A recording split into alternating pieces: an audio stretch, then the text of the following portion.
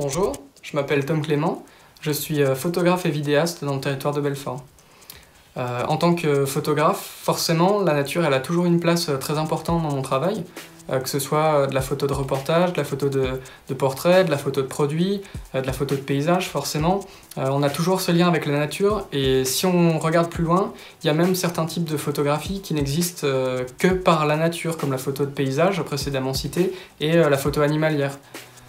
On peut également faire le lien entre la photo et la nature dans quelque chose d'un petit peu plus tiré par les cheveux mais qui est quand même vrai. Par exemple, si on regarde la photo qui est derrière moi sur l'écran, je vous laisse imaginer dans quelle position j'étais pour être par terre dans du lierre comme ça.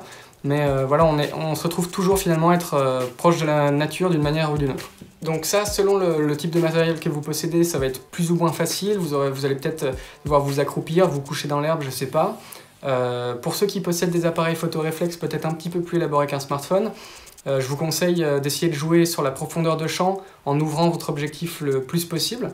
Voilà, si c'est quelque chose que vous savez faire, que vous pouvez faire, n'hésitez pas à le faire, ça peut bien rendre. La première chose vraiment importante à faire, ça va être cadrer notre photo pour qu'on ait cette impression d'immersion dans la nature et que la plante prenne l'entièreté de la photo.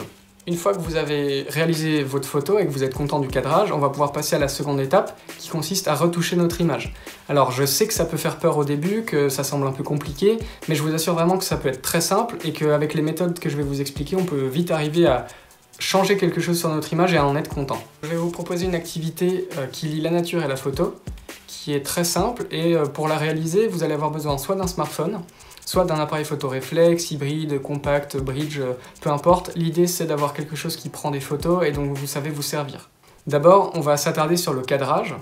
On va vouloir, pour cette photo, faire un cadrage qui soit très proche de la plante, qui nous rapproche de la nature et j'ai envie de dire où la nature prend tout le cadre de l'image comme sur l'exemple que j'ai derrière moi. Du coup pour cette retouche on peut l'aborder de deux manières différentes. Soit vous choisissez que vous allez complètement essayer de retranscrire cette émotion qui vous a peut-être envahi au moment de cette prise de vue et dans ce cas là ça sera pas forcément réaliste.